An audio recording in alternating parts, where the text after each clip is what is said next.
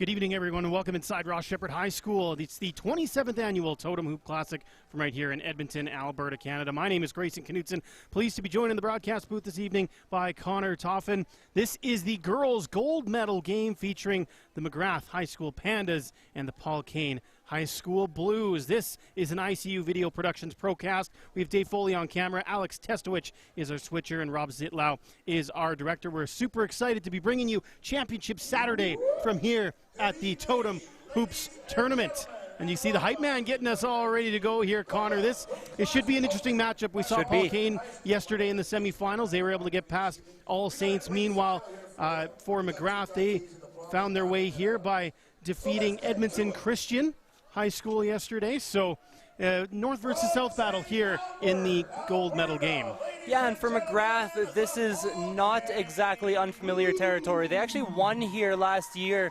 This is a good team. I was talking to their coaches before the game. However, they are missing a key player. Lucy Wild has been out this year. She has a knee injury right now, so they're missing a key player. She was one of the top players in the tournament all of last year, so that might give Paul Kane a bit of an advantage today. Just introducing some of the starting lineups here. We'll go through them as well. For Paul Kane, number 2, Liz Salcido. Number 4, Chelsea Marco. Number 10, Jules Fremont.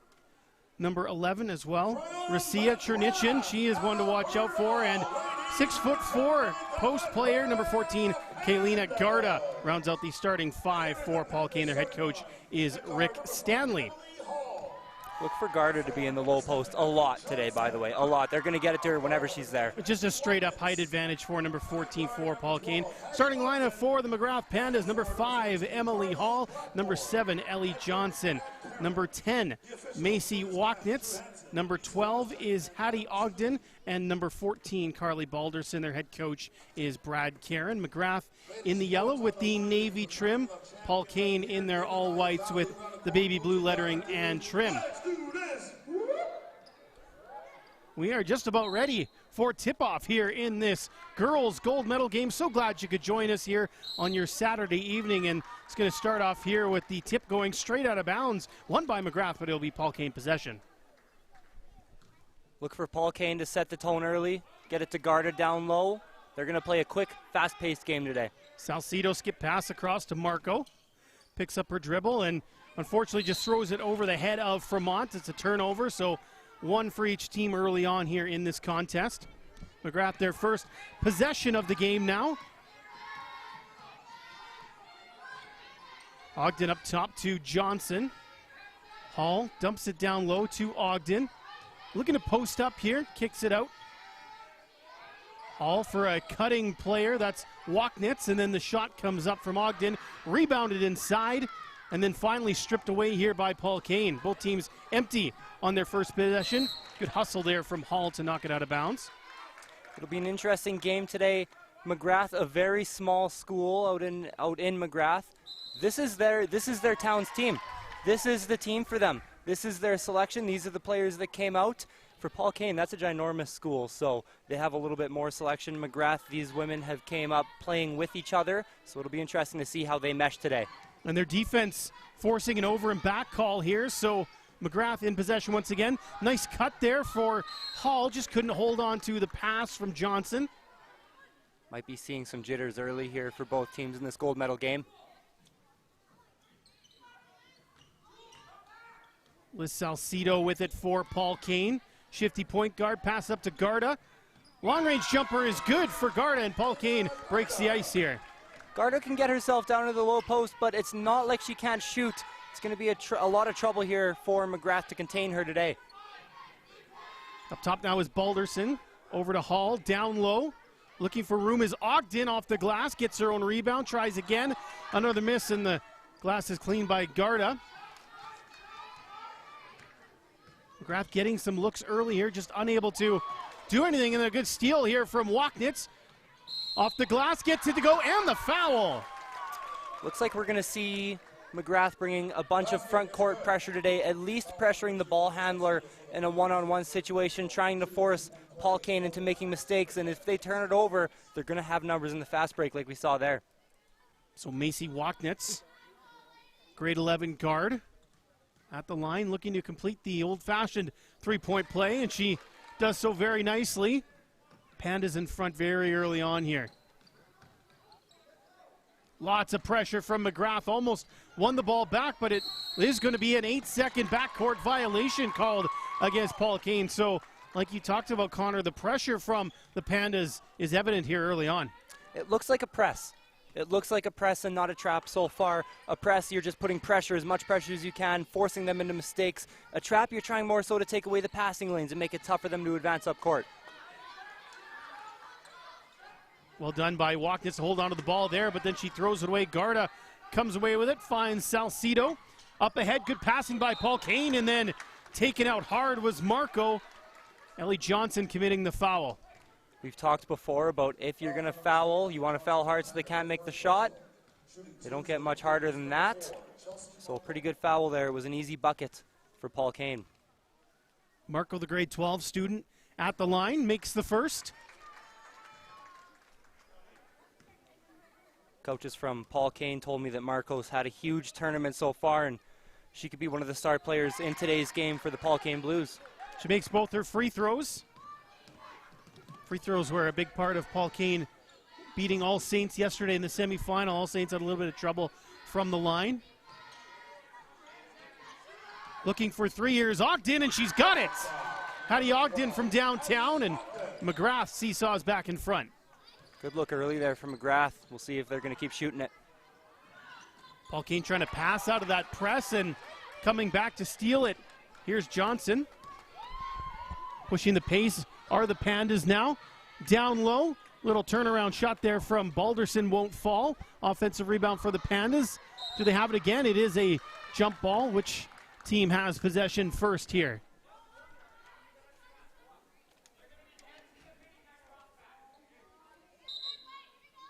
Magrath's going to take it. We've seen there's been some inbounding struggles on defense for teams so far early in this tournament, and we'll see more of it here. That's a good play there. It's Carly Blackmore getting the bucket. Battle for it here at center court, and it's another jump ball. So we've had 2 early possession arrows. This one is going to be with Paul Kane.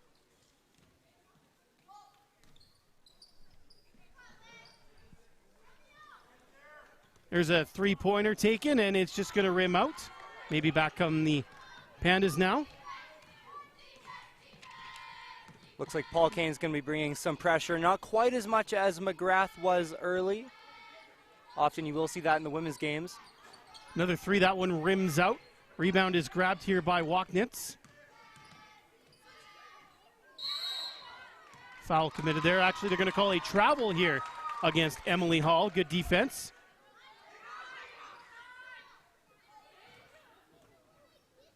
So a player on each. Looks like it's going to be a 1-3-1 press here. Easy steal there for Johnson. Read that pass. Needs a little bit of help here, though. Finds an outlet in Wacknitz, and now she's got Ogden. Back to Wacknitz. High shot off the side of the backboard. Bounces out of bounds. Just waiting for a call from the official here as to which direction it's going to be. Looks like it's going to stay with Magrath. And Paul Kane is going to take a timeout. So the Pandas up 8-4 with 6:33 left to go in this opening quarter. Yeah, the Blues have had a ton of trouble in their own backcourt. You could see there Garda with the mid-range jumper. If they can get it past what seems to be a wall at half court right now, they're going to have numbers in the front court every time. Once they move it there, look for them to find the open ball handler. They're going to have a 2-on-1 most of the time. If not, they're going to have a 3-on-2. So get the ball to the front court, swing it around, find the open shooter. Hope you make the basket. Yeah, obviously McGrath's press defense right now causing them all sorts of trouble. We've seen a couple times Paul Kane has been able to get past it, and that has allowed them to have a couple of open looks at the basket. Meanwhile, Magrath has been able to find a lot of their offense on those turnovers and a lot of offensive rebounding as well. They're doing a good job cleaning up the glass on the offensive end. Yeah, a big thing with rebounding is communication. Coaches will tell you all the time it's communication. It's not just saying, I got it, like it's a pop fly in baseball. It's being able to go, hey, I'm boxing out number 7, or I'm boxing out Garda, which is going to be a problem for Magrath today. Telling who you're going to box out, where you're boxing out, being in the right position, and that's how you're going to be able to get defensive rebounds today for both teams. So it's going to be Magrath ball here on the end line. 9.4 seconds left on the shot clock for the Pandas. It's Ogden to take it in. All the way up top here for Hall. Walknitz to a cutting Johnson. She's got to put it up here. She does, misses everything, and this time it's going to be Paul Kane possession.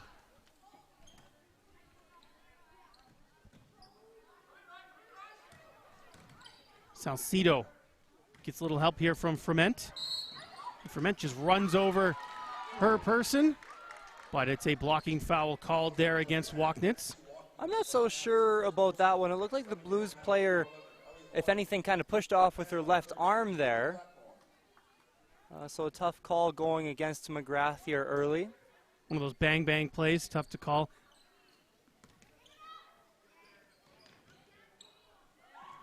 Fremont, good ball movement here. Marco has it. Marco driving into the lane, scoops it up, not going to go. Rebound tipped out back to Salcido. Marco has it, thought about the three, but she traveled.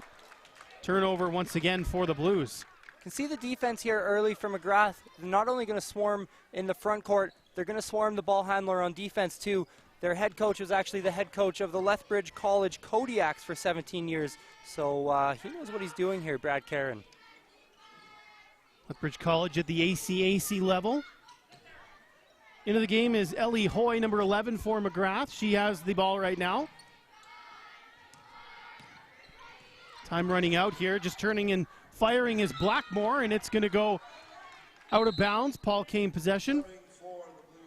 A couple tough straight looks here from Magrath. One way that Paul Kane is going to be able to slow down this defense of Magrath is being able to get in transition, not let them set this press here. Risa Chernichin has it right now. Her first touch of the ball. Salcido thinks about a three, takes it and makes it. Nothing but net for Liz Salcido. Salcido, a very good shooter from the perimeter. Going to need to collapse on her a little quicker than that. Walknitz racing up the floor. Guarded by Salcido. Finds Blackmore in the corner. Now she drives, flips it up off the glass. It's good.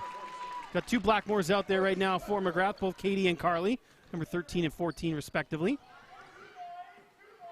Libick into the corner now with Marco. Takes a long-range shot. That goes as well. Three-pointer for Marco. Back-to-back threes here for PK, and we're tied at 10. Paul Kane executing their offensive game plan to near perfection once they've been able to get it into the half-court sets. Long pass across here to Blackmore. That's Katie. Back to Ogden from outside. Not going to go. Rebound still available, and then a foul is going to be called here. And it's against the offense. Committed by Walknitz, so Paul Kane ball. Looks like we're going to be seeing a lot of perimeter shooting today.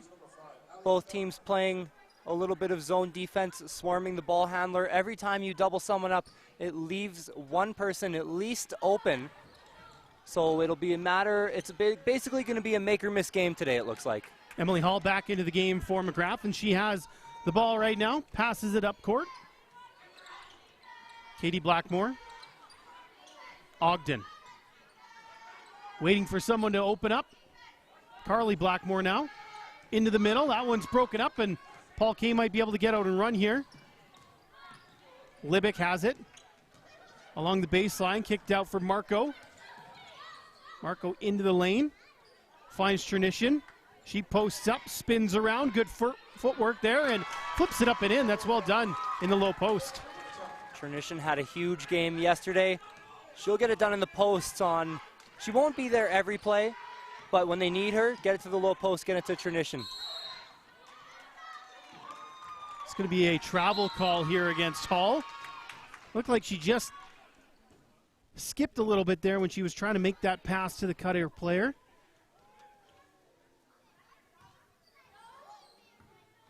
So the Blues on a good little run here right now. Salcido trying to break down Hall in the backcourt. Cutting to the lane is Chernichin, and she gets it to go. There's how you beat that press. It looks like they're actually bringing back another Blues every time they're inbounding the ball and stretching out the floor, sending them more near the top of your screen, spreading out Magrath. Looked like Katie Blackmore had a lane there, but she decided to pull up and wound up turning the ball over.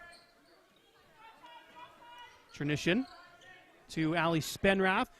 Corner three from Salcido is missed. Rebound available. Grabbed by Marco. Flips it back up. Looked like it was blocked by Ogden there. Paul Kane, though, still in possession. Clock running down. And Magrath gets a rebound.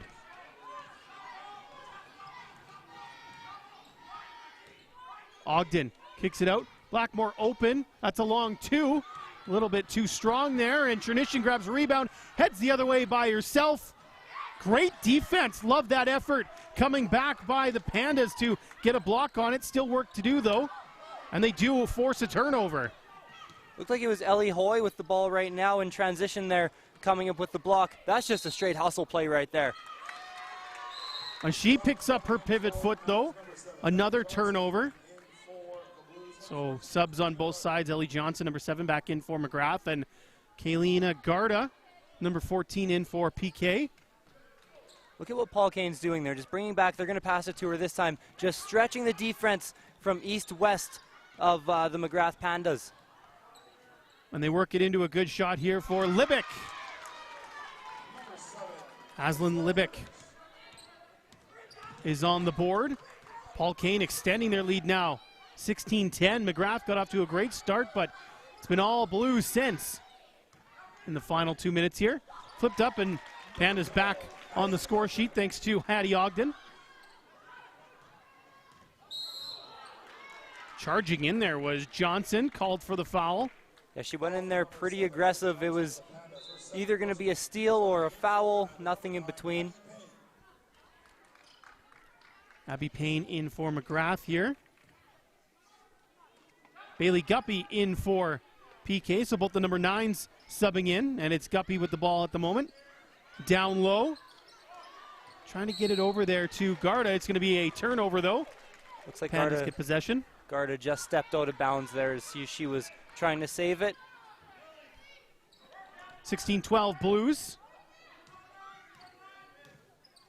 Magrath on 4 fouls here. Paul Kane's only committed 1. So they can be aggressive here on defense. Nice move to the bucket. Ellie Hoyt. Could have been a foul called on that play too, as there was an arm right over the right shoulder. Look at Paul Kane in transition. Big block there from Ogden. And yeah, you're right. There was nobody. There were 2 Blues down here in the offensive end, and all of the Magrath players were at about the half-court line. You can see the hustle that the Pandas have on their team. Looks like I think they want to just reset the shot clock here. 15 seconds. Salcido inbounds here. Libick. Guppy back to Salcido. Corner 3, a little bit too strong there. Rebound available, and just stepping out as she grabbed it was Payne, so Paul Kane will get the ball right back. Unfortunately, Payne stepping out, but a great box out there. They actually doubled up on Garda there just to box out the full 6'4" frame. She's one of the biggest players I've seen, and I do college games, so. Up top is Spenrath in the corner. Here's Guppy for 3. Not quite there. Hustling in to get that rebound is Libick. She kicks it out. Spenrath, little move. Salcido. Down low in the post. Offensive foul. They're going to call Libick, I think, just wrapping her arm around the defender, trying to get by her. Tough one there if you're Libick. Not a lot of space on the baseline. Good there. Good job there by the Pandas to take away any lane she had, so has to reach around and ends up drawing her own foul. In the final minute here in this opening quarter, Blues by 2. Pandas in possession. There's a three-pointer that misses everything. Trying to save that is Johnson, and she almost did it. Just got a toe on the end line there. So 30 seconds left here for Paul Kane. Salcido, long pass ahead here to Libick. Now to Garda. Has it stripped from her. Heading the other way is Ogden. Numbers for the Pandas here. Drops it off. Flipped up off the glass and in from Abby Payne. All started on defense there. It's how you have to guard a player taller than you, swarm them, get fingers in there. Final seconds ticking down. Here's a open look for Libick. That rims out. One more chance maybe. Half-court heave. I don't think they got it off in time. Doesn't matter anyway. Magrath, 17. Paul Kane, 16. After the end of a very entertaining first quarter. Really high-paced compared to the semifinal game that we called yesterday between PK and All Saints. So if you're wondering about the Magrath Pandas and just how aggressive they're going to be, oftentimes if you're playing a press or a trap, you'll see them kind of settle back into man-to-man defense with that 10 or 15 second mark left, just to make sure that no matter where they shoot it from, they're going to be contested. They didn't. They didn't do that. They kept their press on. They kept that full court pressure, actually ended up leaving a shooter open. So if that's going to be a sign of things to come, this defense looks like they're going to stay aggressive all game long. Yeah, it's really going to be up to PK to see if they can break that down and find those open shooters, because it looks like they are going to be available. A little bit of a misplay on the scoreboard there. It's 16-16 at the end of the first quarter, so we're all even up in this gold medal match. ICU Video Productions Procast, Grayson Knutson, Connor Toffen here with you. Hope you're enjoying our coverage of the 27th annual Totem Hoops Classic from Ross Sheppard High School in Edmonton. What about the offense for Magrath? They were able to get a lot of offensive rebounds early, but it looked like Paul Kane was able to slow that down as the quarter went on as well. Yeah, of course, you're always going to miss some of your open shots, and the matter for them was getting offensive rebounds, getting second chance looks. Paul Kane, though, able to improve their communication on defense. At least I could hear it a little bit at the beginning of the game. They were kind of getting confused, maybe boxing out where they shouldn't be boxing out. Later on there, they each took on a player, and wherever the ball was bouncing, it was bouncing into the hand of a Blues player.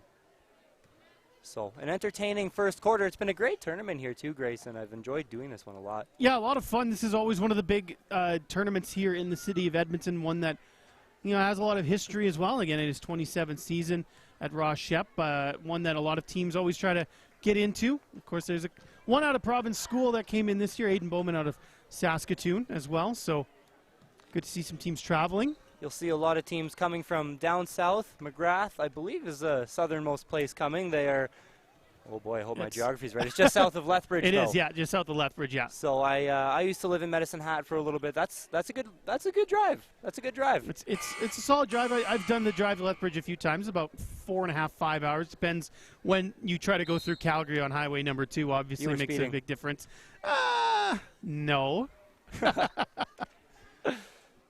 All right, so we'll see what both teams are going to be able to do on offense. At the beginning of that quarter, they were knocking down a lot of their open looks. As you get tired, as the game goes on, those open looks get harder and harder to make just because your arms are sore. Good defense there by Paul Kane. Yeah, good start of the second quarter here for the Blues. Going all the way to the hoop there is Bailey Guppy for the easy lay-in. And now you can see PK's really up the pressure here. Obviously something that Rick Stanley wanted to implement to begin quarter number 2. Magrath does a good job, though, to make their way up into the front court. There's a shot from Payne that banks off the glass and in.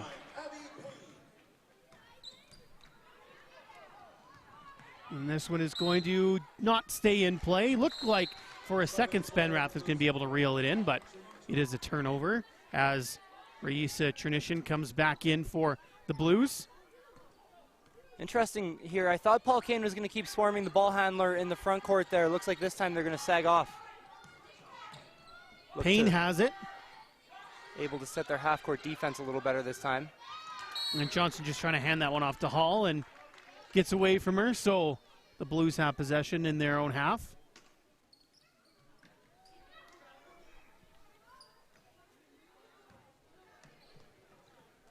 Ball thrown ahead here to Chernishin. Paul Kane setting up the half-court offense here. Chernishin guarded by Payne. Little running hook shot there is off the mark. Rebounded by Libick and turned over. Foul called here. I believe it's going to be against Libick. Just got her hand caught in the cookie jar there. Going to call it actually on number 9, Guppy. Looks like she just got her right leg kind of stuck out. Ended up contacting the ball handler, someone colliding with her, so only the first of the quarter here for Paul Kane. Ogden hands this one off to For Balderson, now it's with Hall. Driving. Nifty little move there by Johnson, but all she could do is find the underside of the rim. It will stay, though, with Magrath. Good enough job by Johnson. She had no space, decided to go to the Euro to create her own. Heavily contested at the rim, though. Abby Payne looking for an option. She finds Brooke Balderson, who is playing her first minutes of today's contest. Ogden out for three. Here's a look. And missed by Payne. Rebound is grabbed, and looks like it's going to be a foul call here. This one against Libick. Now she's going to come out of the game, and Chelsea Marco comes back in. Inbound defense has been good so far for Paul Kane. It's been a struggle in this tournament for almost every team, but nice play run there, and just missing was Johnson, but she is fouled and will go to the line for two. You'll see the pick here down low. That's Ogden setting the pick, able to open up the ball handler. Inbound passer was right on that, so that looks like it was a drawn-up play there. At some point, they practiced it and works out this time.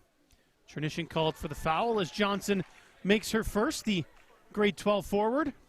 A minute 41 seconds in here to the second quarter. Paul Kane already at 3 fouls. That's probably going to force their defense to sag off a little bit just so they don't commit that fourth, because once they get to the fifth, they're in the bonus. And if you're Magrath, try to stay aggressive.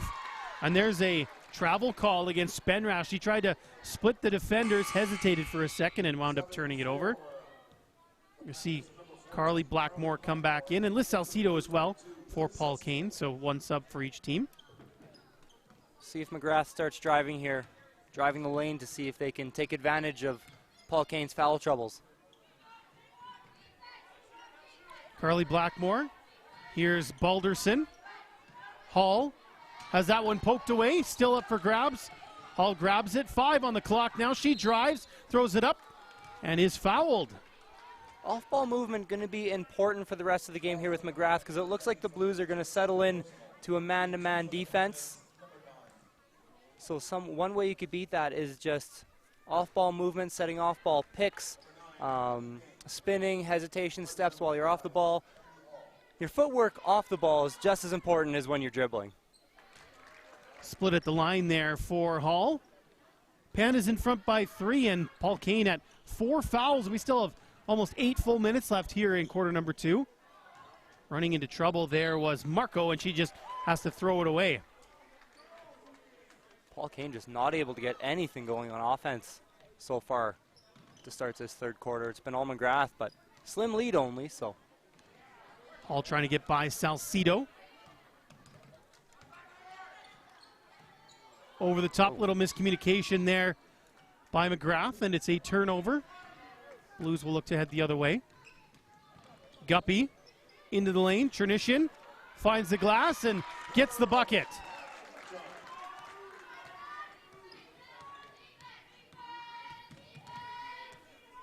Emily Hall, 21-20. Magrath Pandas in front here.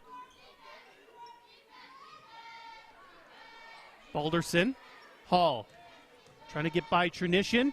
Throws up, Chernishin just rips it away from her. Trying to start the fast break the other way. Ferment back to Chernishin. She races into the lane.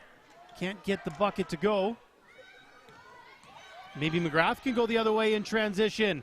Laying that one up and in is Abby Payne. So when you don't convert on the transition, you always got to watch for the counter. I'll call it the counter transition or the counter rush if we're talking hockey. It's dangerous, really, because you're putting everything down low as you try to get an open look. Normally they'll look right under the basket unless we're talking NBA or college where they try to spread it out a little bit more. So as soon as you miss that look or get it stripped away from you, there's going to be always a guy or a girl coming back who's sagging behind the play, and they can usually get a 1-on-0. That's another reason why it's important to convert on these transition opportunities. Magrath taking a timeout here. 23-20 is the Panda lead. As we take a look at some of the highlights that we've seen so far throughout this contest.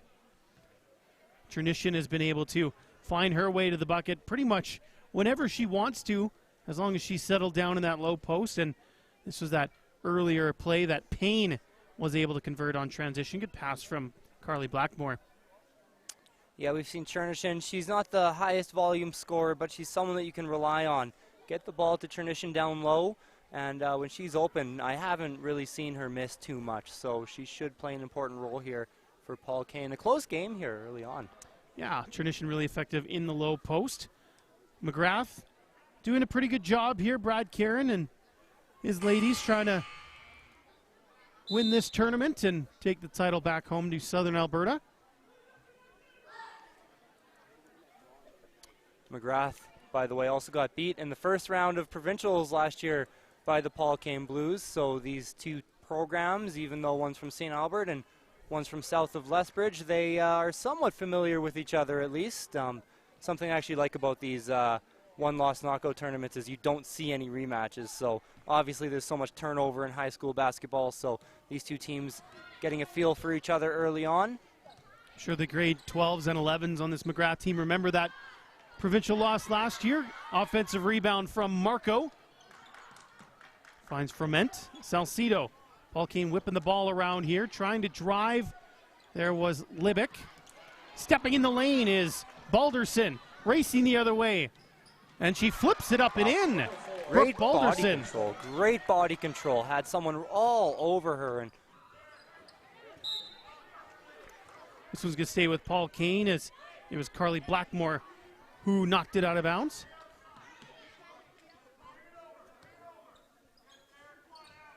And just a turnover there by Paul Kane, unforced error.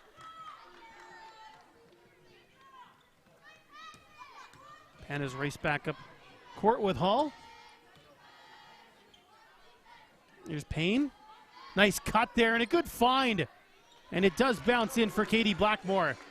See that off-ball cut? I talked about man-to-man defense. Off-ball movement is so important. And a great cut there by Blackmore. Turnover by Salcido. Payne in transition the other way. A little bit too strong, though. Misses a gimme. Salcido launches one down court. Great pass. Shot, though, was missed by Ferment.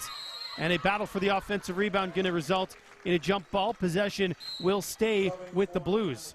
Like I said earlier, you miss transition buckets, expect one the other way. Pretty big miss there from Magrath. They're lucky enough that Paul Kane couldn't make them pay there. Paul Kane takes the timeout here.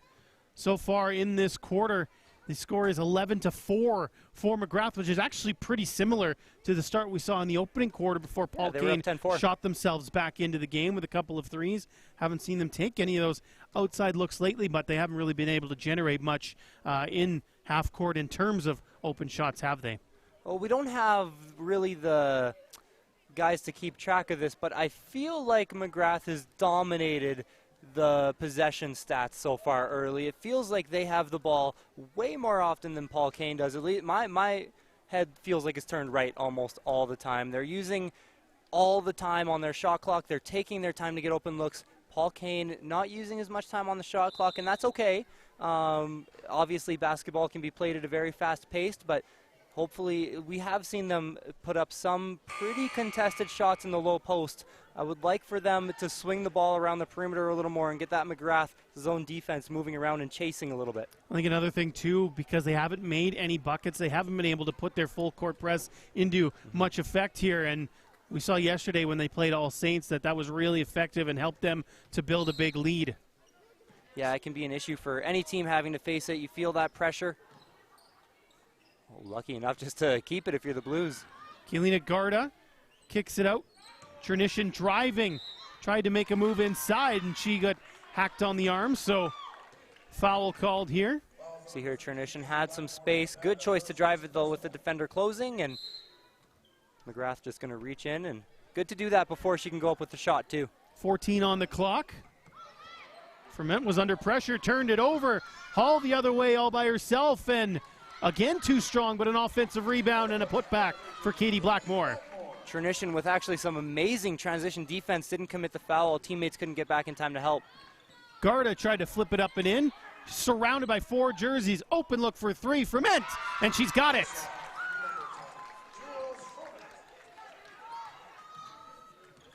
(29-23), Magrath in the lead.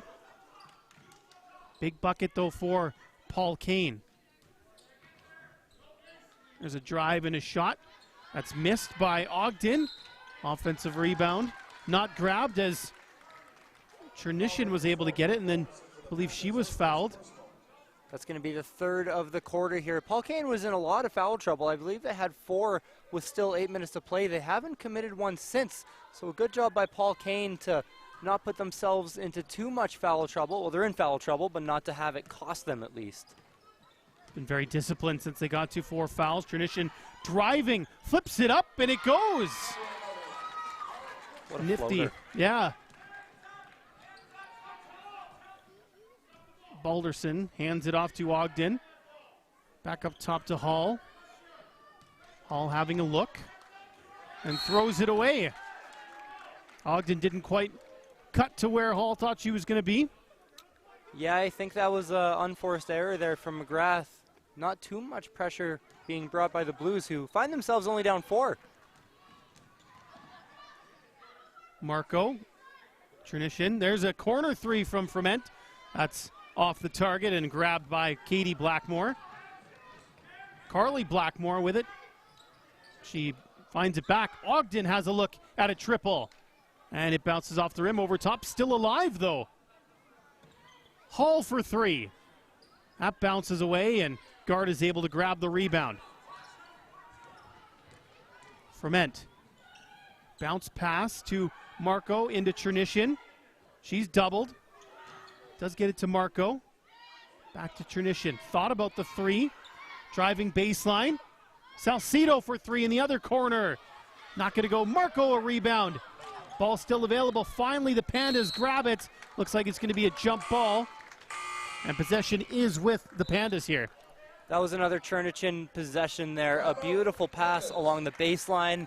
And once her teammates misses their shots, able to at least, even though it's going to be Magrath ball, next time a tie-up happens, it's going to go to be Paul Kane Blues ball. So you always want that possession arrow in your favor. 29-25, Magrath in front here. Paul Kane on a little 5-0 burst here. They were down by 9, the largest lead of the game so far. But PK trying to get their way back into this thing and keep it close at halftime here. About 3 minutes left in the contest before we have to break for the third quarter. I said earlier on it's going to be a make-or-miss game for both teams. Not much else to say besides that. It's been a make-or-miss game so far. Magrath has made a few more shots than Paul Kane, and that's why they're up 4. We haven't really seen too many free throw shots today, at all. I don't know if we've seen 2 players go to the line today. There was a couple early in the first quarter, but that's about it. And PK doing a great job. Like I said, got to 4 fouls super early in the second quarter. But they managed to stay disciplined and not take any more fouls and put Magrath in the bonus. Meanwhile, the Pandas are on 3 fouls at the moment. Can't stress the importance of the last 3 minutes here in the first half enough. Whoever wins these last 3 minutes could end up taking enough of an advantage to win the whole game. If Magrath can go on a scoring run here, you don't want to write Paul Kane off, but there would be a lot of trouble here. Paul Kane, hopefully for them, they can at least cut the deficit, get ahead, or tie the game up here. Open player down low for the Pandas. It's Hattie Ogden, and she gets it to go. Paul Kane was playing a little bit too aggressive there, and they gave that up. Pass to Chernishin on the elbow. Trying to drive, and she gets fouled. Or was it an offensive foul? Looks like we might be getting a charge here. I think that's a good call. Yeah, it looks like the defender's feet were set. Yeah, Katie Blackmore in a good spot there, so good eye by the officials. And now on 5 fouls are Paul Kane, but offensive fouls don't count for shots. There's a 3-pointer missed by Ogden, rebound by Garda. Spenrath down to Marco. Kicks it out to Ferment, and her pass is broken up by Balderson. She goes the other way. Flips it up. Good defense by Spenrath. Offensive rebound by Hall. And stolen back by Ferment. Magrath had a chance to trap the Blues in the corner there. Didn't bring any pressure down. Chernishin lost her dribble, so she gives it up to Spenrath. There's a look for 3 from Ferment. Just a little bit too strong there. Ball still available. Saved in, but it goes to a Panda, and Balderson will look to start Magrath the other way. Hall thought about the open three, gets in, gets fouled, and one. Good job adjusting her body in midair there. Let's see. Oh, looks like a good call. Just at the very beginning of that shot, an arm slapped the elbow of the shooter. As Ferment called for the foul, so Hall will look to complete the three-point play. It bounces out, but offensive rebound, then a block by Garda. Ball will stay with Magrath, though. Fresh 24 on the clock for the Pandas.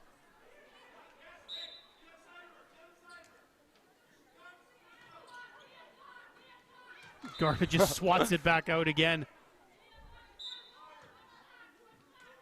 That took no effort. No. Corner three for Ogden off the side of the backboard. I think they actually hit maybe the shot clock. So it's a whistle and a turnover here for Paul Kane. Blues down by 8 with 90 seconds left in the opening half.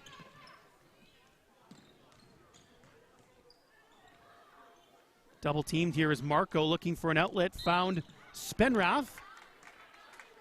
It's going to be a foul called here against Magrath. Emily Hall called for the foul. Fourth against the Pandas here, so not in foul trouble yet. It's just a discussion on the floor here. Just trying to figure out if I didn't think they were in a shooting position there. Should be just from the side, and it is. It's going to be important here for Paul Kane to see the ball go through the hoop a little bit. They've only scored 9 points in this second quarter. They turn it over here. Hall finds the trailer who tried to bounce it over to Balderson, but a Blue got a hand on it. Goes out of bounds. Still Panda ball with 17 on the shot clock.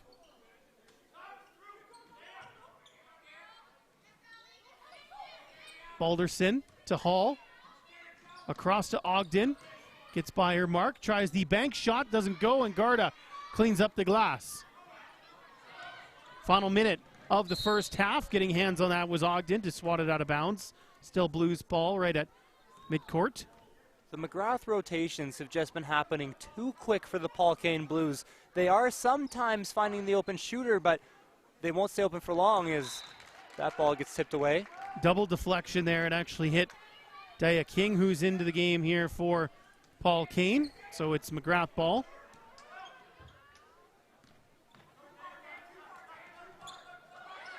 Pandas get it into the front court here. Hall will run the point. Finds Ogden. Lost it briefly. Open there is Carly Blackmore. Puts up a shot. Doesn't go. Rebound by Ogden. Another battle for a rebound. There's one Magrath player and 3 Paul Kane Blues, so they're going to call jump ball possession is with the Blues. Just under 31 seconds left here in the second half. Like I said, Paul Kane needs to see something go in. They've had troubles even getting any looks. They had Garda open, but they turned the ball over. Shot clock, game clock difference about 2 seconds here. A travel called, so now the shot clock will be turned off. And it'll be Paul Kane with the final possession if they choose to wait that long. Spenrath makes her way forward. Garda looking for options, drives it. Had it contested, and it's a little bit short. Time here for Magrath to get something to go. Ogden off the glass.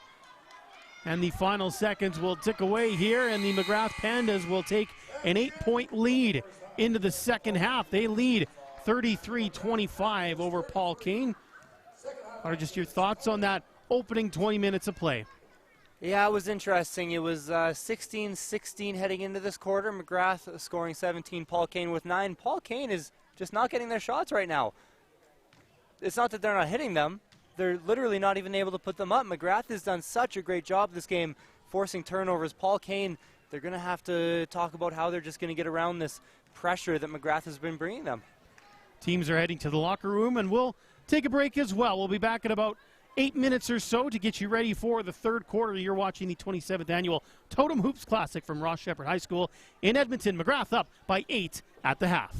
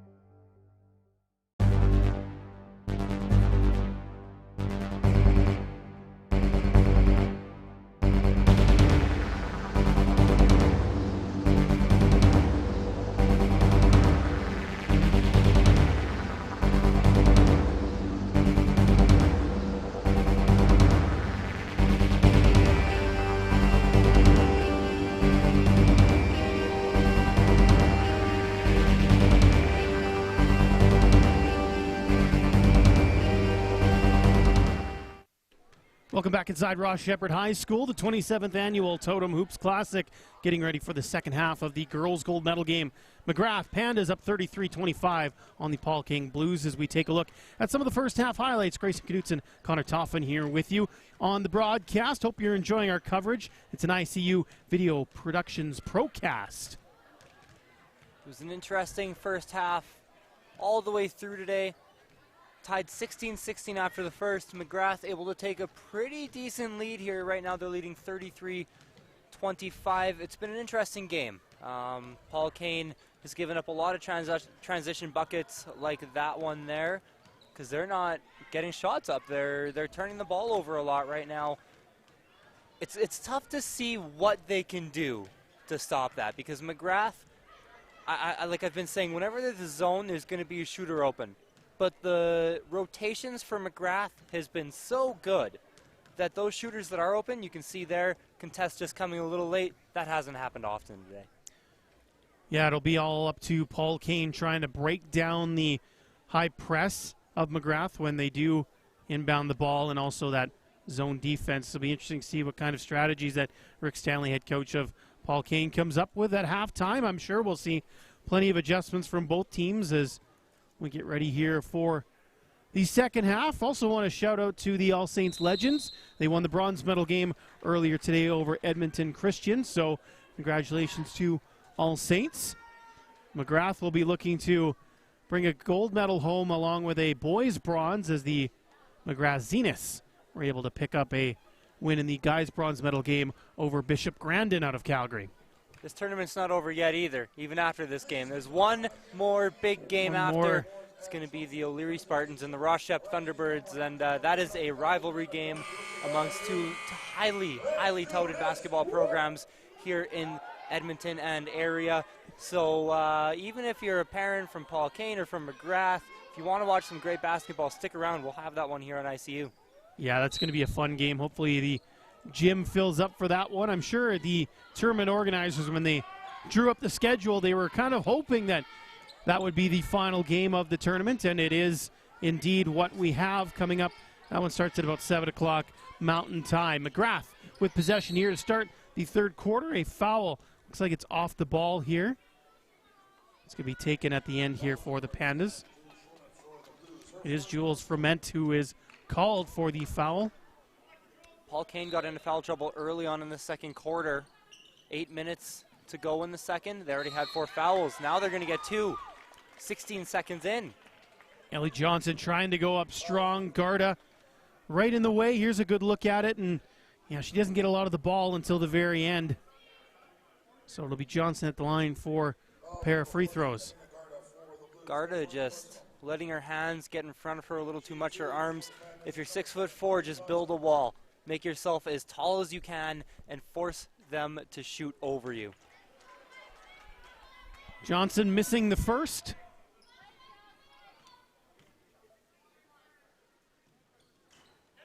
Missed the second as well. But Magrath able to corral the offensive rebound, and they'll look to set something up here. Emily Hall up top to Macy Wachnitz, and now driving the lane is Hattie Ogden, but she can't get it to go. Rebounded by Paul Kane, and Salcido heads the other way. In the lane, Chernishin fighting her way through, and she can't get it to go. Magrath will turn up court. Trying to move quickly here. Wachnitz. Ogden into the lane, broken up very nicely there by Chelsea Marco. Can they find her? It's Chernishin. Good transition move from Paul Kane. Paul Kane's offense this quarter needs to start with their defense. They need to get stops and get transition opportunities, not let Magrath set their feet in the half court. Ogden finds Wachnitz. She gets some contact and can't get the shot to go. Paul Kane, another stop here. So a good start to the second half for the Blues. Salcido. Now here's Garda with a little elbow jumper that's a little bit short. Rebounded by Magrath, and they're trying to run it quickly. Maybe too fast. Garda picks it up. Ferment up to Chernishin. She gets fouled as she shoots. That one's against Ogden, and Chernishin goes to the line. Thought Paul Kane actually made a mistake there getting it to Chernishin, because Marco, you'll see number 4 there, was wide open that whole time. Chernishin contested, so Chernishin just a great job of getting the ball there, fighting over her defender to get it, and drawing the foul, because she was not open, even though it was a 2-on-1 fast break. 2-on-1, you always want to find the open shooter. Chernishin makes the first. The grade 12. And she's got them both, so Paul Kane has cut that halftime lead in half.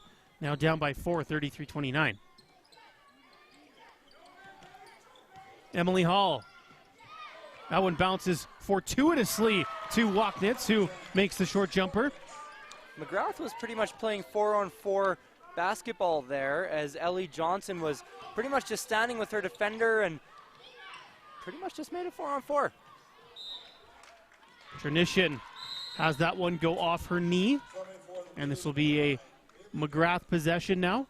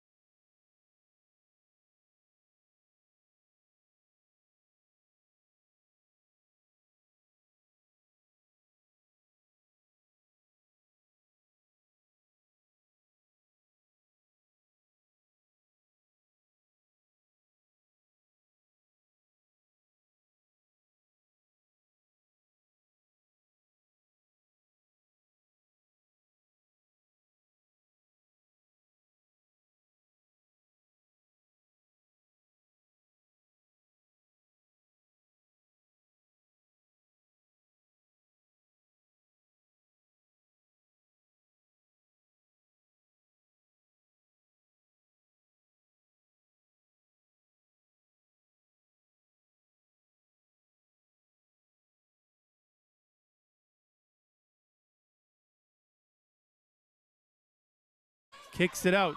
Johnson thought about the three, cuts in, and turns it over.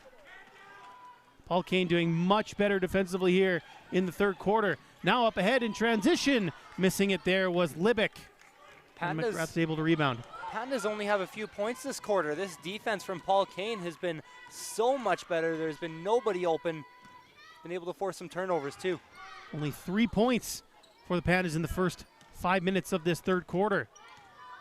Here's a chance for Ogden to drive in, and she adds to the Panda total, getting it to go. I think.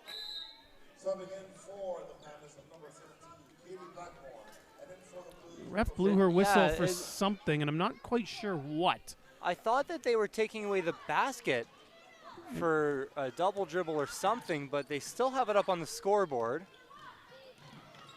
So I'm not sure what that was all about. Well, if anything changes, we'll let you know. There's a three from Ferment. Too strong. Rebound is grabbed by Paul Kane. That's Spenrath. Ferment again to Garda. Garda will travel here. Turnover, and Magrath will get the ball. 38-35. Pandas in the lead with 4:13 left here in quarter number 3.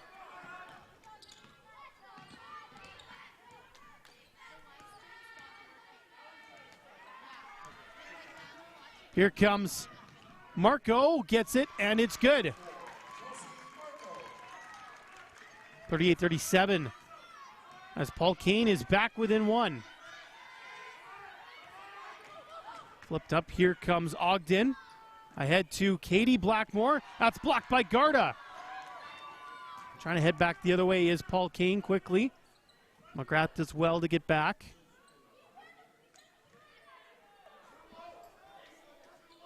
Down low is Marco, spinning around, flipping it up. It's off the mark, and rebound grab by Blackmore. Walknitz leaves it for Blackmore. Guarded by Marco, and she's fouled by Marco. So it is foul number 5 here against Paul Kane. So Should be shots from here on out.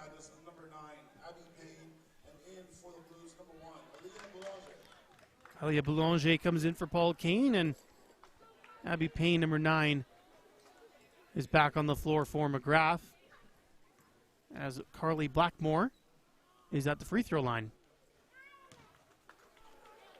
Short on her first. These are going to be very important, obviously, in any game.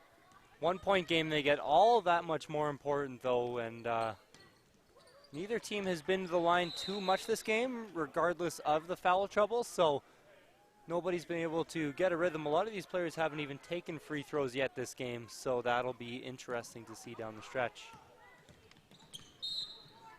Foul called here against Magrath, so now they're on 4 fouls. Next one will have Paul Kane shooting for the remainder of the quarter.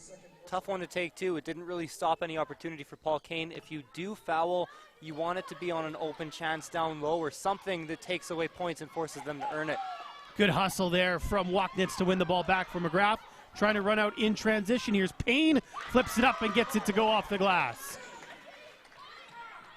Magrath hasn't been able to get out and run like they did in that second quarter because Paul Kane has been taking much better care of the ball. Boulanger. Good passing here. Flipped backwards by Libick. Just can't get it to go. It's better ball movement, though, from the Blues.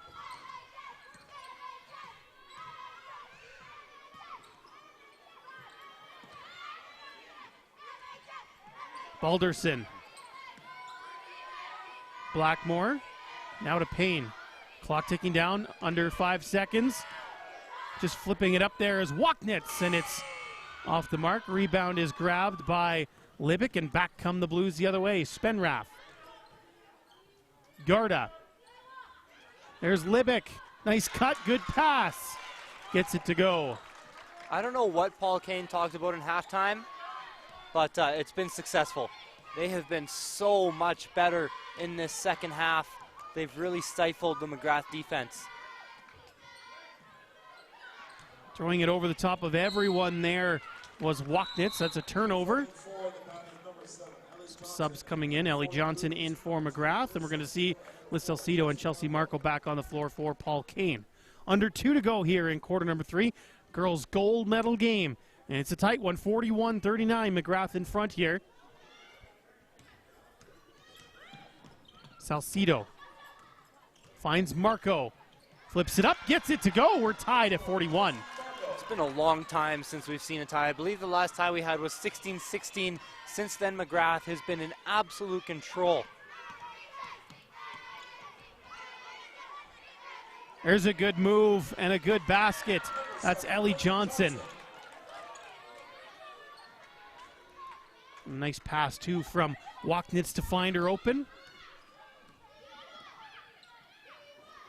Boulanger to Salcido to Garda. Back to Boulanger.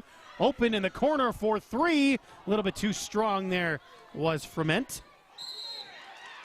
Salcido gets bumped there by Balderson, and there should be shots here for Emily Salcido. That's that ball movement that we weren't seeing earlier on in this game. The swings along the perimeter, not taking any dribbles, not giving that Magrath zone defense any time to double. They're finding the open shooter right away, and when Magrath has been closing out, they've been just moving it to the next open shooter and moving it over again. Eventually, the Magrath defense is going to be a little late. That time, they were trying to play some catch-up, which led to the foul. Salcido, impressive for a grade 10 to be getting big minutes on this Paul Kane team, but she's done very well handling the point when she's been on the floor. Fortunately missed both her free throws, and Magrath comes away with the ball. Battle for it here. Payne and Frement are tied up. And possession is going to go to Paul Kane. As we're in the final minute here. Ellie Hoyt in for Magrath.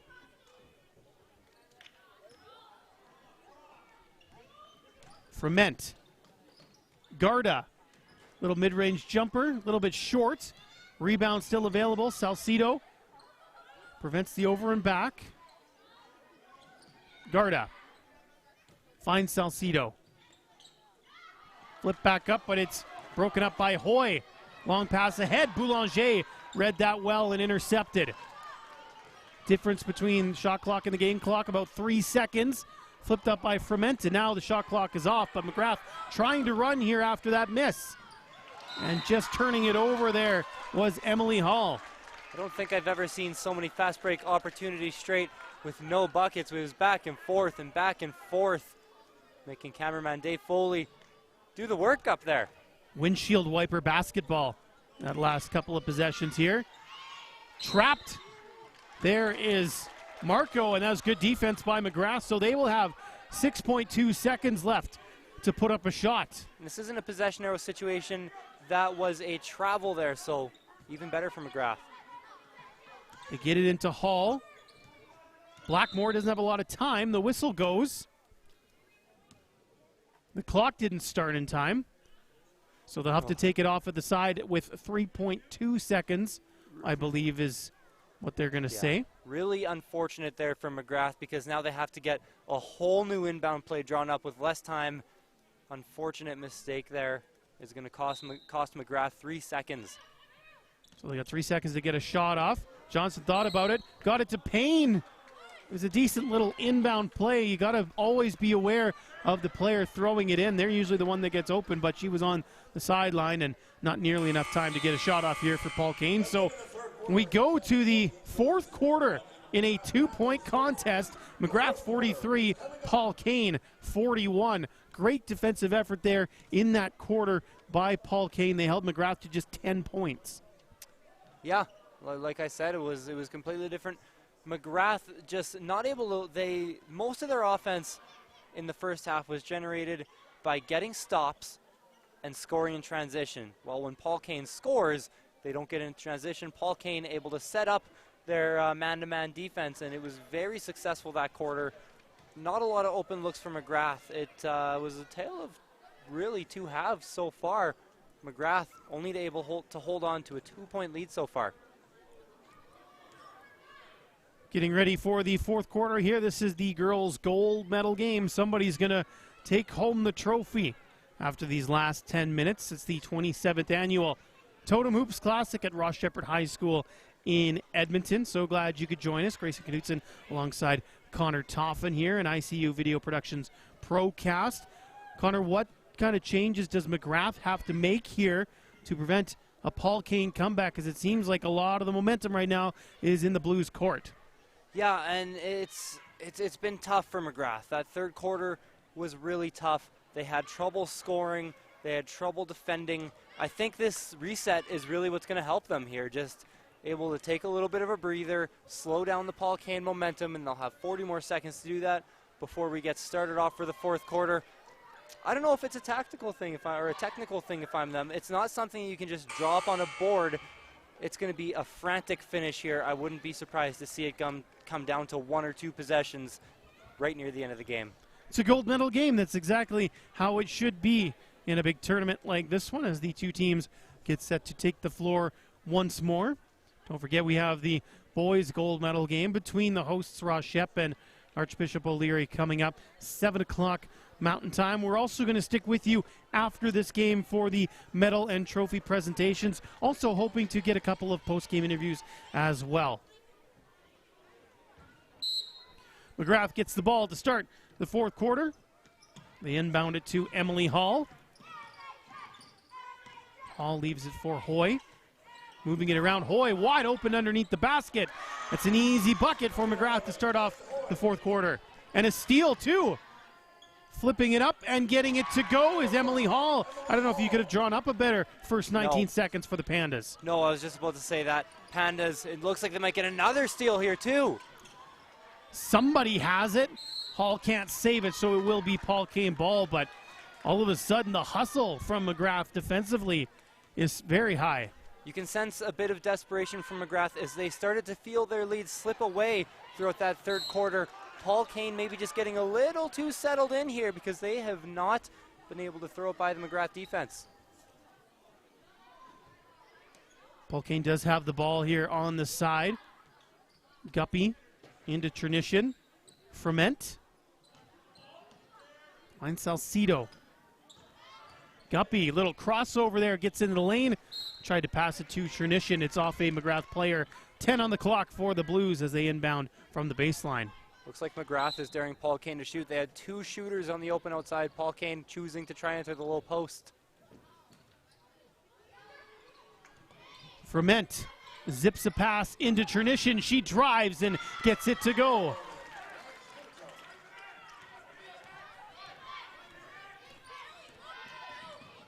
Hall leaves it for Hoy. This is Payne. Now to Johnson. Magrath trying to run their offense here, but there's a little pick and roll, and it will not go for Carly Blackmore, but she's got the ball again. Payne traveled. Neither team has been able to take control of this game, but it hasn't been for a lack of effort. We've seen a lot of turnovers this game just simply caused from effort by the defense. They're not slowing down, and I have not seen anybody tire here yet in the second half. You'd have to imagine they are, so just hustling through that. Obviously, they have nothing to lose here in the gold medal game. Emily Hall called for the foul there. Her second, first in the quarter for the Pandas.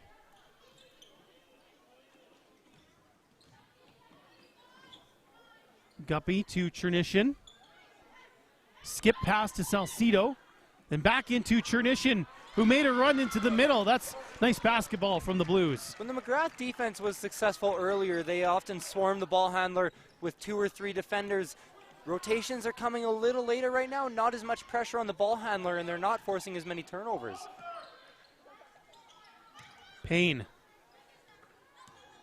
to Hall, driving, flips it up off the glass. Rebounded there by Marco. Great help defense there from Guppy coming to defend the shot. Salcido was looking for contact there, and she found it. Hall bumps into her. Guppy coming to defend the shot.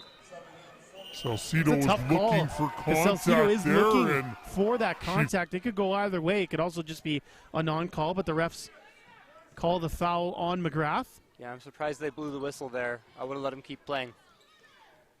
Salcido open for 3. Just rims out, rebound still available. Marco has it. Marco underneath flips it up. Couldn't have the right angle there. Magrath trying to get out and run here. Now slowing up are the Pandas. Hall. Hoy. A lot of Pandas just kind of standing around right now. Hoy has it, and she turns it over. Salcido gets through the defense. She's going to take it herself, and she just missed it. Hoy pushes the other way. This is Johnson. And again, they stop up. Johnson gets to the bucket, gets it to go. Magrath kind of just slowing things down there after the frantic pace as Johnson stopped with the ball. Paul Kane's defense looked like they were caught off guard by that, and just as soon as Paul Kane thought that Magrath was going to stop, they drive the rim and able to convert as we see a timeout on the floor. Salcido had that ball just go off her foot and out of bounds, so it will be Panda ball when they come back. Magrath did take this timeout, 49-45. Magrath in front here. So we look at some of the highlights from this fourth quarter. Chernichin has been huge in this game, hasn't she? She's been so good all tournament for Paul Kane. There she is again. This time it rolls in nicely for her. You'll see Salcido with the pass on that last one too. She's been great swinging the ball around to all of her teammates in this fourth quarter so far, as the crowd here and will take in what should be an amazing finish here with just under 7 minutes left. Yeah, people were coming for the guys' final. Hopefully they come in a little early, because this has been heck of a ball game, and we are in for a finish in the final 7 minutes or so. 6:58 officially left on the clock. 4-point game here. Obviously both men's teams back in the locker room now, but if they take any lessons from this game, it's just to hustle a bunch. If we see this kind of hustle in the next game, it's going to be a crazy one, because both those teams are so athletic. They're so quick. They jump so high. We've seen multiple dunks from both teams throughout the tournament. But this game has really lived up to every expectation you could have imagined before.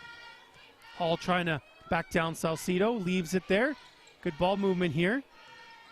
Blackmore. Now Johnson. Hoyt. Or pardon me, that's Walknitz who hits a three. Big three there with the shot clock running down. Paul Kane defense, 23 seconds of great defense. 1 second where they lost focus. It's going to cost them huge. I can't remember the last time a Magrath player took a three-point shot as Ferment gets in and is a little bit short on that runner. And then she hustles and battles there with Blackmore for the rebound. It's going to be a possession arrow situation, and the ball stays with Paul Kane. We're going to see a sub here for Paul Kane as Ellie Spenrath checks into the game. Haven't seen too much of her today, so maybe just looking for some fresh legs here. Actually, was that Guppy that checked in? Couldn't tell. No, Spenrath is in. Guppy Okay. just was in from before, and unfortunately, there's a foul called here against Magrath. That's number 3 on them in the quarter. Paul Kane at no fouls, so if they want to reach in right now, they can do it. If they feel like putting a stop to a fast break, as long as it's not a clear path, the Blues should feel free here to foul if they need to. They got a few to spare. 7-point game from Ment to Spenrath, and now it's with Chernishin. Takes a shot a little bit short. Rebound is going to be grabbed by Marco. And a jump ball situation, and it's Magrath's turn to get the possession arrow. You mentioned that Magrath really hasn't been able to shoot the three so far this game. They just haven't really gotten any looks from there. So Paul Kane's defense should be able to read that. They should be able to collapse down into the key and contest anything Magrath has been able to put up. That's part of the problem with being more of a one-dimensional offense. Yeah, I'm not sure if it's just they haven't had the looks that they want or if it's just not a big part of their game plan. We haven't been able to see the Magrath girls here so far this weekend. And it's a turnover here. Pandas will get the ball back.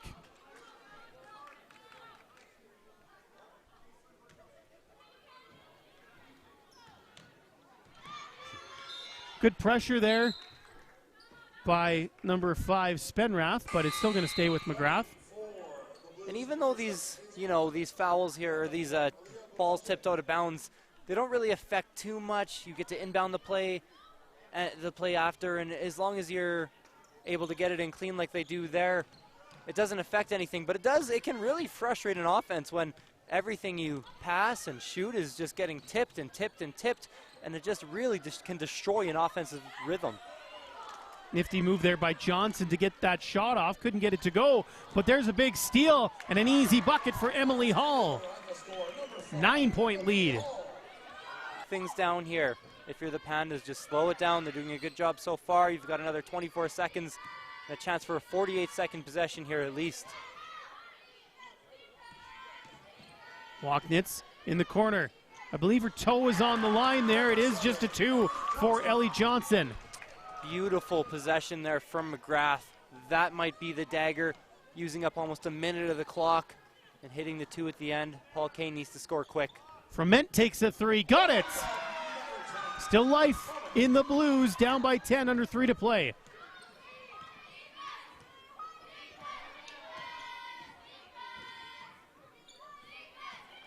Paul Kane with no fouls. I would almost be forcing Magrath to run some inbound plays here. You're sitting in no fouls. I'd try to stop the clock as much as I could and try to get some steals while the clock is stopped to get right back on offense here. And then once they get to 5, you can force Magrath to shoot free throws. And once again, clock stops in that situation, and free throw shooting been a struggle in this tournament for most teams. There's a foul, so is this shots now for Paul Kane? Looks like Jules Ferment is going to go to line, so anytime that PK can score now with the clock stopped is a big advantage to them. Ferment gets 1.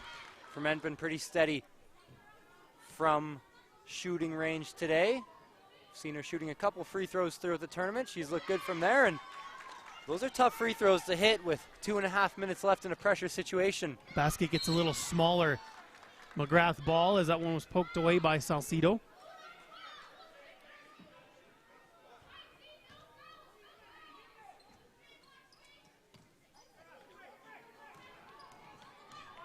Ogden races up the floor and turns it over. Ferment has it. Chance in transition. Makes a bounce pass. And it is going to be just missed, but Paul Kane able to grab the rebound. Into the lane there is Marco. She's still battling. Salcido was open that whole possession, calling for the ball on the outside. Teammates just can't find her. Taking it back here is Walknitz. Pressure. Walknitz kicks it out. There's a three-pointer taken and missed, just rimming out. Garda trying to grab that rebound, and she does. Minute 44 left, 8-point difference. Paul Kane has to hustle here, flipped up and fouled. Marco is going to go to the line. So even if Paul Kane can't hit both of these free throws, it's going to be a 3-possession game.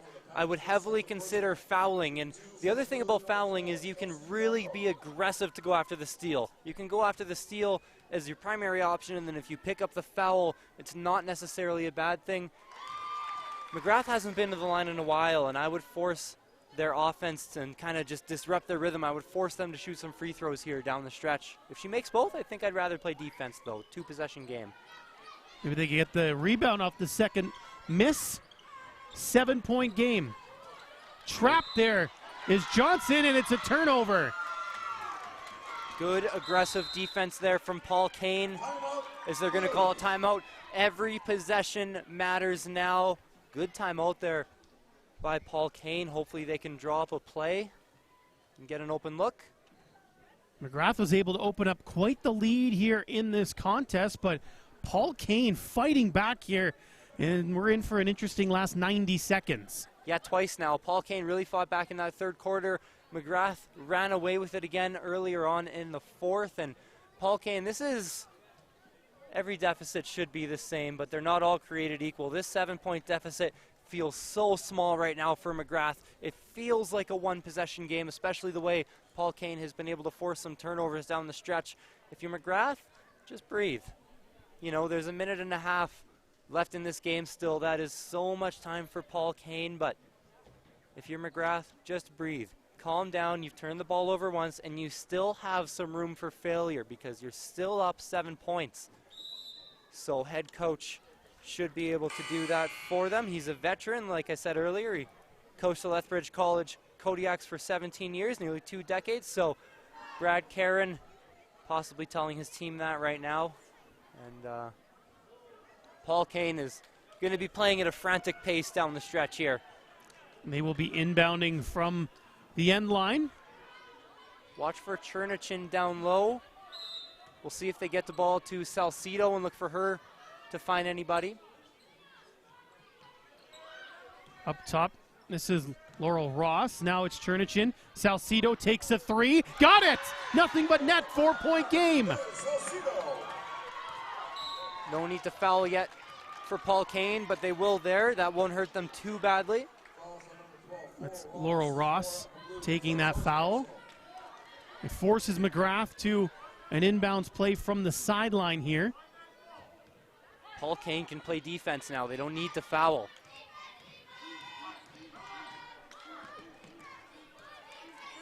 He's going to be very aggressive, though. Poked there by Salcido, but she is called for a reach. Tough call there against Salcido. It would have been Magrath ball regardless because it did go off Salcido, but I thought she got it clean there.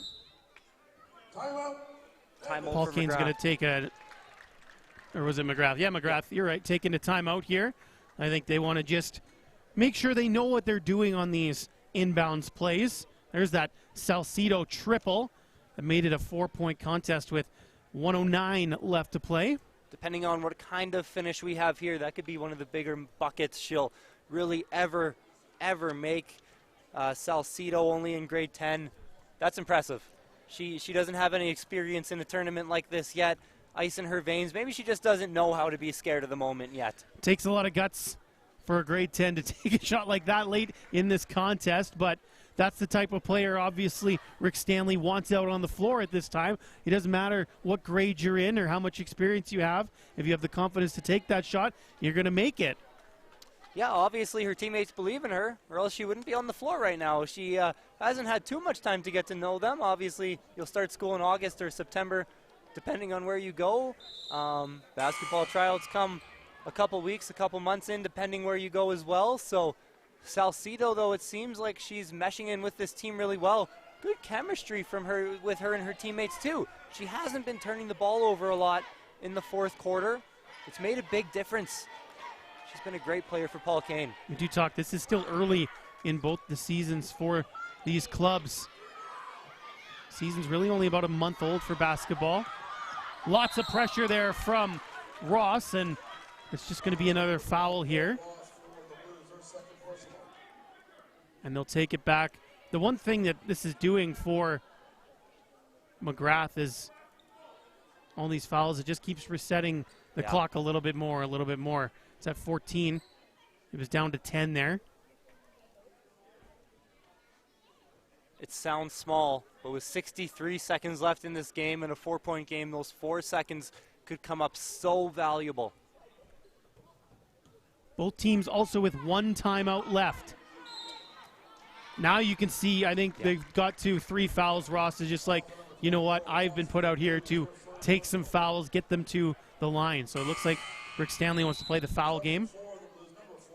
Makes a lot of sense. Great job for Rick Stanley there. Now she'll check out. Good job for her just to foul quick. No time really taken off of the clock for Magrath. It's a no glory position to come in off the bench and just be a foul person. Driving here and getting it to go. That's a huge bucket for Macy Wachnitz. She's hit a couple big ones here in this fourth quarter. Salcido trapped. They got to get it across the timeline here, and they do. 6-point game. Shot put up and scored. That's Froment. There was some contact there, too. Could have been a one-possession game. Still opting to play defense is Paul Kane. Magrath will just milk the clock for every second they can. Under 30 to play. Hall has it. Now it's Blackmore. Ogden to Hall. Hall flips up a shot. No, she traveled. So 18.35 seconds left on the game clock. Paul Kane going to need to score quickly. You don't need the 3, but regardless, you're going to need to score quickly, and you're going to need to foul immediately. Salcido to Froment. Froment trapped, needs some help. Finds Chernishin. Zips it across. Garda takes the shot. It bounces out, rebound, Chernishin up, won't get it to go, but she will go to the line. And one would have been incredibly dangerous there. You'll see Garda almost needed to make that shot. Chernishin just barely able to keep Paul Kane within distance in this game. Very important free throws. Here's the dilemma. We'll see what happens here with Chernishin in this first free throw before I ask the question. And she misses. So now do you miss on purpose? The question he was going to ask was, do you miss? Be down 3, don't have to foul. I think you still have to make this free throw here. Timeout's going to be called by Magrath, their final timeout of this contest. So it is a 3-point game, but Magrath does get the ball, and there's only 5.29 seconds left on the clock. The only way Paul Kane is going to be able to win this game is to either get a steal off the inbound, kick it to the outside, and shoot a 3, or they're going to need to foul immediately. And with 5.3 seconds left, you can't even let 2 seconds go off the clock. You need to start fouling as soon as they touch the ball. Hope to foul with only about a half second to a second running off the clock. Hope they miss both free throws. Looks like Paul Kane still does have 1 timeout, so they could call the timeout, draw up a play, and look for a 3 to end the game. Expect them to try for a steal off the inbound, though. I don't think if you can. I think you're relying on too many things to go against Magrath if you just foul here. Obviously, if they get the ball, they're going to have to foul, but. Plan A would be the steal. Plan B, they would rather not, but if it comes to it, they'll foul right away. Well, we were expecting a good gold medal game, and it looked for a second like Magrath was going to start to run away with it, but give a ton of credit to the kids from St. Albert for fighting back and making this finish very, very interesting. whatever Magrath decides to run there, expect it to be their best inbound play that they have. As long as Brad Karen can get somebody open for the inbound and not let Paul Kane take the ball away, they should be able to salt away this game.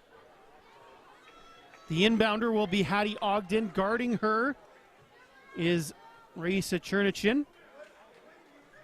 So both players at 6 feet. Ball comes in and Ross just races up to take the foul. 3.26 on the clock.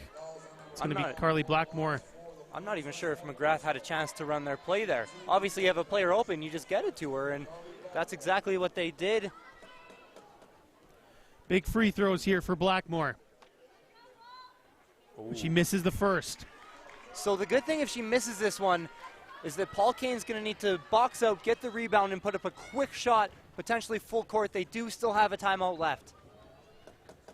Blackmore missed the second rebound, they're going to have to hurry. Salcido ran out of time. Magrath wins the Totem Hoops Classic for 2019. 60-57 is your final over Paul Kane. What a game we just saw. Magrath was so good for all 40 minutes of action we saw today, and Paul Kane just with a never say die attitude. Wow. Very impressive from both teams. Obviously nervy at the end there for Magrath, having to hang on. Again, give Paul Kane a ton of credit for fighting hard and making that a finish. And give Magrath a lot of credit. They played a great game as well, and they will go back home with the championship trophy and gold medals around their necks. That'll make it 2 years straight for Magrath. So they're on a bit of a win streak here in the Totem Hoop Classic. They take home the gold medal in the 26th and 27th Totem Hoop Classic. So what an effort from a small town. It looks like it's a pretty good program being built up in southern Alberta. Obviously the men's team taking home the gold medal as well. They gave one of the best teams a real run for their money in O'Leary yesterday. So yeah, obviously with both the men's and the women's teams picking up medals here, you can see the powerhouse that is this Magrath program. And being from a small town myself, I always like to see the small town schools put up good fights against the big city schools as well. I'm from the big city, I can't say the same. We're going to see your alma mater come up here in exactly just moments as Archbishop O'Leary takes on Ross Sheppard in the guys' game. Now it's time for trophy presentations.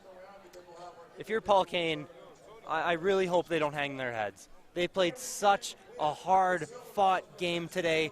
An amazing effort for Paul Kane and a lot of positives to take away from this tournament early on in the year that they can carry on to their regular season play. And now medals are being presented.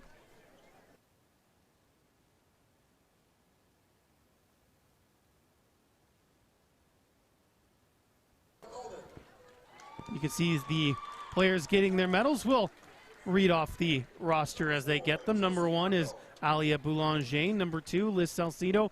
You see number 3 there, Bella Golden, the grade 12 player on crutches, unfortunately, an injury to start this season here. Number 4, Chelsea Marco. Number 5 is Ali Spenrath. Number 7, Aislinn Libick. Number 8, Dia King. Bailey Guppy is number 9. Number 10, Jules Ferment. Really impressed with her shooting throughout the tournament. Raisa Chernichin. She was very good for Paul Kane all throughout the tournament. Good post player. Laurel Ross had her role to play in today's contest as well. And there's Kaylina Garda, number 14 for Paul Kane. Rick Stanley, the head coach. He's going to get his medal as well.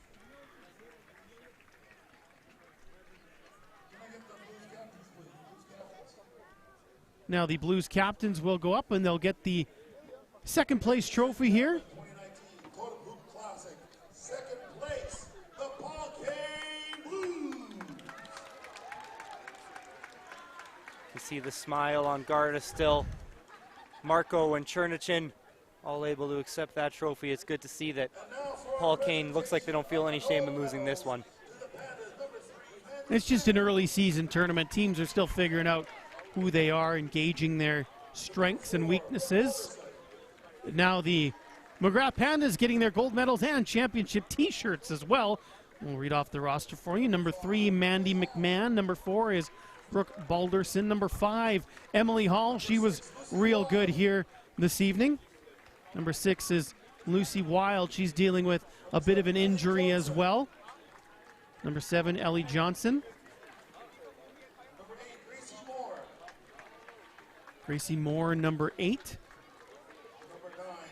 Number 9 is Abby Payne, the grade 10 player. Saw a lot of minutes there in that final and did quite well. Macy Walknitz, some big buckets in that fourth quarter to help the Pandas seal that victory. Number 11 is Ellie Hoyt. Number 12, Hattie Ogden, another grade 10 player who saw a lot of minutes and did quite well, didn't look out of depth at all. And the Blackmores, number 13 is Katie, number 14 is Carly. They both go up and get their medals and t-shirts, and then Talissa Stewart is number 15, rounding out the roster here for the Magrath Pandas, who are coached by Brad Caron.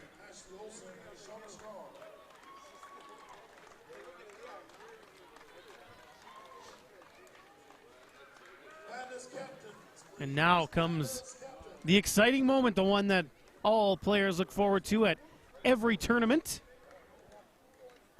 The chance to lift that big trophy. And here it is. Ellie Johnson.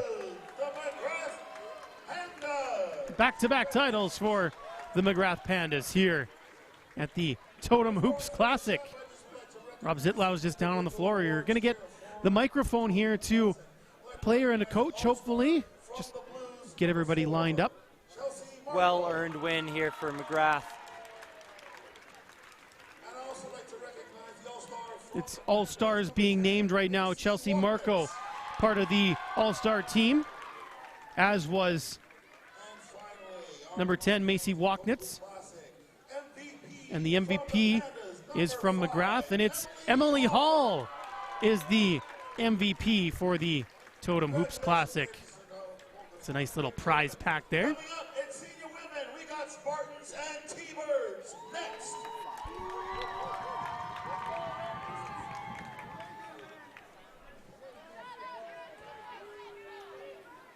We're just going to line up the MVP for post-game interview here.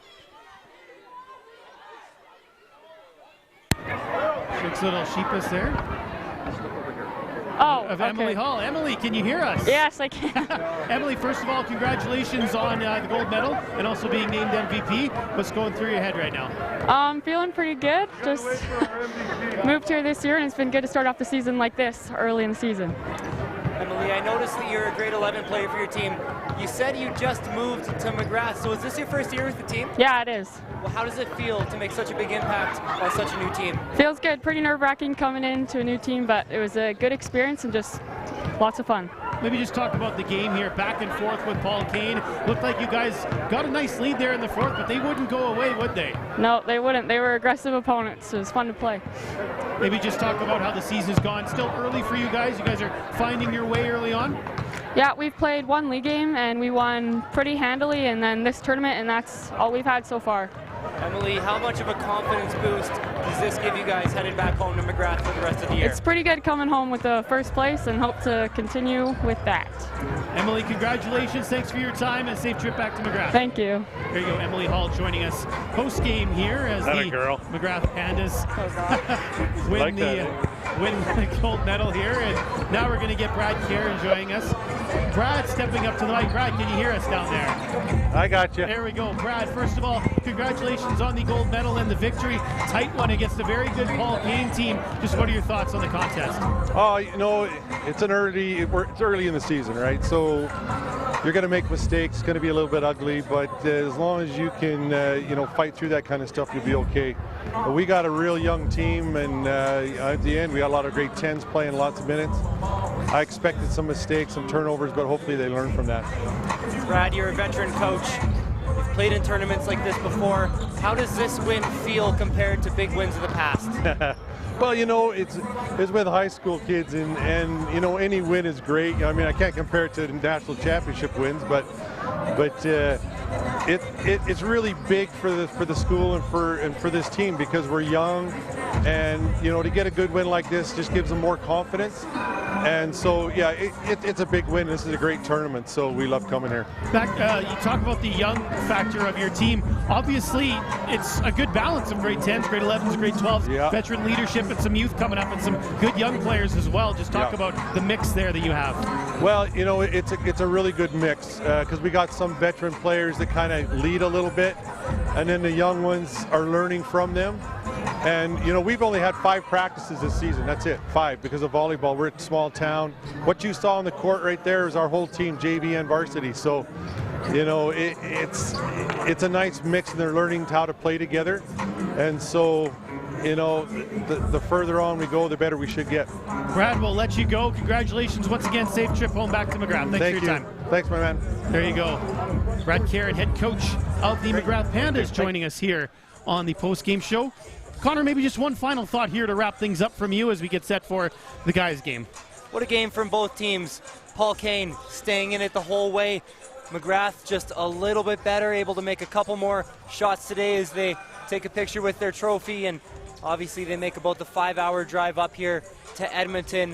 What a weekend for Magrath. Congratulations to every player, parents of the team that might be watching this broadcast. Congratulations to you guys. What a great weekend for the women. So it's the Magrath Pandas winning gold, the Paul Kane Blues with the silver, and also congratulations to the All Saints Legends picking up the bronze medal here on the girls' side of the 27th annual Totem Hoops Classic from Edmonton. You can see the guys are on the floor. We'll bring you that game in about 15 minutes. That wraps up our coverage of the girls' tournament here. Final score once again 60-57 Magrath in front. I'd like to thank you, Connor. Great job on the color commentary. Cameraman Dave Foley, Alex Testowich, our switcher, and Rob Zitlau, not only our director, but running around helping line up interviews for the post-game show. My name is Grayson Knutson. Thank you for watching the Sheppard High School 27th Annual Totem Hoop Classic from Edmonton, Alberta, Canada.